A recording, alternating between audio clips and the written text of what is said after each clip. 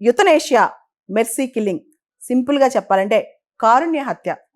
అంటే ఏ వ్యక్తి అయినా బాగా జబ్బు పడున్నప్పుడు లేదా ఇంకా ఆ వ్యక్తిని బాగు చేయలేము ఆరోగ్యపరంగా, కంప్లీట్గా కోమాలోకి వెళ్ళినప్పుడు వాళ్ళని బతుకుంచాలా, నేచురల్గా వాళ్ళు చనిపోయేదాకా అలా వదిలేయాలా, లేదా వాళ్ళకి సంబంధించి వాళ్ళని ఏదైనా ఇంజెక్షన్ ఇచ్చో లేదా సపోర్టింగ్ సిస్టమ్ తీసేసో వాళ్ళని చంపేయొచ్చా? ఇదే దీని మీదే పెద్ద చర్చ అనమాట. రీసెంట్గా ఇంగ్లాండ్లో ఒక బిల్ తీసుకొచ్చారు, terminally ill patients end of life bill. ఈ బిల్లు హౌస్ ఆఫ్ కామన్స్లో పాస్ అయిపోయింది కూడా. ఎవరైతే మెంటల్గా స్ట్రాంగ్గా ఉంటారో, అంటే మెంటలీ కాంపిటెంట్గా ఉంటారో వాళ్ళు ఇంకా చనిపోవడానికి 6 నెలలే టైం ఉంది అని డాక్టర్ సర్టిఫై చేసినప్పుడు వాళ్ళ జీవితాలు ఎండ్ చేసుకునే హక్కు వాళ్ళకి ఇవ్వాలన్నమాట.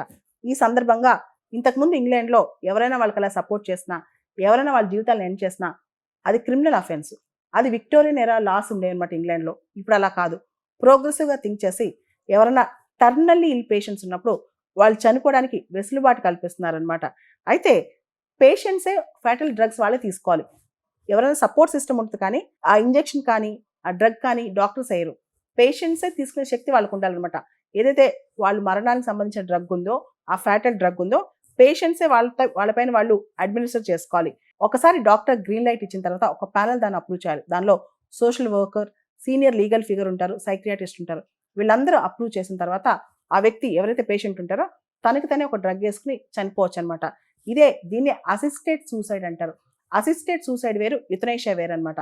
యుతనేషియాలో ఒక డాక్టర్, హెల్త్ ప్రాక్టీషనర్ లేదా సర్టిఫైడ్ మెడికల్ ప్రొఫెషనల్ వీళ్ళు లీతల్ ఇంజెక్షన్ ఏదో ఇచ్చి పేషెంట్ని, అంటే టర్మినల్ ఇల్ పేషెంట్ని మరణించేలా చేస్తారు. కానీ అసిస్టెడ్ సూసైడ్లో పేషెంటే తనకు తను అడ్మినిస్టర్ చేసుకుంటాడు అనమాట. ఇంకొకరి సపోర్ట్తో పేషెంట్ తనకు తాను అడ్మినిస్టర్ చేసుకుంటాడు. అసిస్టెడ్ సూసైడ్ వేరు, యుతనేషియా వేరు అనమాట. చిన్న డిఫరెన్స్ ఉంటుంది. యుతనేషియాలో ఒక మెడికల్ ప్రాక్టీషనరే లీతల్ ఇంజెక్షన్ కానీ డ్రగ్ కానీ ఇస్తారు. అసిస్టెడ్ సూసైడ్లో ఆ పేషెంటే వాడుకుంటారు, దానికి ఒక సపోర్ట్ ఉంటుంది కానీ వాడుకునేది పేషెంటే.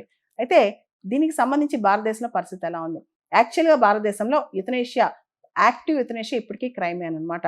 అలా చేయకూడదు. మనకు ఒక కేసు ఉంది, Aruna Ramachandra Shanbhag versus Union of India. ఆ కేసులో అరుణా షాన్బాగ్ అనే పైన సెక్షువల్ అసాల్ట్ జరుగుతుంది.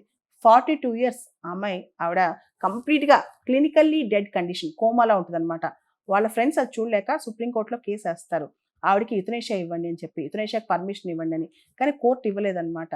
అదే passive euthanasia, common cause versus Union of India 2018లో భారతదేశంలో ప్యాసివ్ యుతనేషియా అనే కాన్సెప్ట్ని అలో చేస్తున్నాం. అంటే ఎవరన్నా పేషెంట్ తను ఇంకా టర్మినల్ ఇల్లు వచ్చేసాడు, మెంటలీ కాంపిటెంట్ ఉండి ఒక లైవ్ విల్ రాసుకుంటే, నా పరిస్థితి బాగాలేకపోతే ప్యాసివ్ యుతనేషియా ఇచ్చి నన్ను చంపేయచ్చండి. ప్యాసివ్ యుతనేషియా అంటే లైఫ్ సపోర్టింగ్ సిస్టమ్. అంటే అతనికి ఇంజెక్షన్స్ అలా యాక్టివ్గా కాదు, లైఫ్ సపోర్టింగ్ సిస్టమ్ తీసేయటం, మెడికల్ ట్రీట్మెంట్ ఆపేయటం అనమాట. అలా ఇచ్చి నన్ను న్యాచురల్గా చనిపోనివ్వండి అని చెప్పొచ్చు అనమాట. సో దీన్నే ప్యాసివ్ యుతనేషియా అంటారు. భారతదేశంలో యాక్టివ్ యుతనేషియా అలో కాదు, ప్యాసివ్ యుతనేషియా అలౌడ్. అయితే ఇంగ్లాండ్లో, రకరకాల దేశాల్లో యాక్టివ్ యుతనేషియా ఇప్పుడు స్లోగా ప్రమోట్ చేస్తున్నారు అనమాట. ప్రపంచంలో చాలా దేశాల్లో, స్విట్జర్లాండ్ అయితే 1940sలోనే యాక్టివ్ యుతనేషియా అలో చేసింది. ఇంగ్లాండ్ నుంచి ఇప్పుడు కూడా చాలా రిచ్ పీపుల్, ఎవరైతే బాగా డబ్బులున్న వాళ్ళు ఉంటారో వాళ్ళు వెళ్ళి స్విట్జర్లాండ్లో ఈ యుతనేషియా తీసుకొని చనిపోతున్నారు అనమాట. అలా కాకుండా ఇంగ్లాండ్లోనే ఇలాంటి లా తీసుకొచ్చే ప్రయత్నం ఇప్పుడు అక్కడ ప్రభుత్వం చేస్తుంది. అయితే ఇక్కడ right to die with dignity is a fundamental right. చాలా టర్మినల్ ఇల్ పేషెంట్స్ ఇంకా ఇంకా డాక్టర్ సర్టిఫై చేస్తే వాళ్ళు ఇంకా బాగుకారు, ఇంకా ఆల్మోస్ట్ మంచంలో ఉన్నారన్నప్పుడు డిగ్నిఫైడ్గా చనిపోయే హక్కు వాళ్ళకి ఇవ్వాలి. అంతేకాకుండా రైట్ టు చూస్, అంటే చాలా టర్మినల్ ఇల్ అయినప్పుడు, అంటే ఇంకా లేవలేని పరిస్థితి ఉన్నప్పుడు, ఆరోగ్యం మెరుగ్గాని పరిస్థితి ఉన్నప్పుడు ఖచ్చితంగా వాళ్ళకి అలాంటి పర్మిషన్స్ ఇవ్వాలని చెప్పి కూడా ఇప్పుడు కొత్త చట్టాలు వస్తున్నాయి రకరకాల దేశాల్లో. ప్రపంచంలో చాలా దేశాల్లో ఇప్పుడు యుతనేషియాలో చేస్తున్నారు. చాలా దేశాల్లో అసిస్టెడ్ డైయింగ్ ఎలా చేస్తున్నారు. స్విట్జర్లాండ్ కావచ్చు, నెదర్లాండ్స్ కావచ్చు, స్పెయిన్ కావచ్చు, పోర్చుగల్ కావచ్చు, లగ్జంబర్గ్ కావచ్చు, ఆస్ట్రియా కావచ్చు, ఇలా చాలా దేశాల్లో అసిస్టెడ్ డైయింగ్ అనేది ఇప్పుడు గవర్నమెంట్ అలౌ చేస్తుంది. అమెరికాలో మనకు తెలుసు 50 రాష్ట్రాలు ఉన్నాయి. వాటిలో 10 రాష్ట్రాల్లో ఫిజిషియన్ అసిస్టెడ్ డైయింగ్ పర్మిషన్ ఉందన్నమాట. ఆస్ట్రేలియాలో కూడా అన్ని రాష్ట్రాల్లో ఈ అసిస్టెడ్ డైయింగ్ ఉంది. కెనడా అయితే చాలా లిబరల్గా ఉంటుంది అసిస్టెడ్ డైయింగ్లో. అంటే ఎవరు కోరుకుంటే వాళ్ళకి చాలా ఈజీగా కొన్ని లీగల్ ఫార్మాలిటీస్ ఫాలో అయితే చాలు అసిస్టెడ్ డైయింగ్ ప్రక్రియ అక్కడ సులభం అనమాట. ఇలా చాలా దేశాలు అసిస్టెడ్ డైయింగ్ పైన చాలా ప్రోగ్రెసివ్గా ఆలోచిస్తున్నాయి.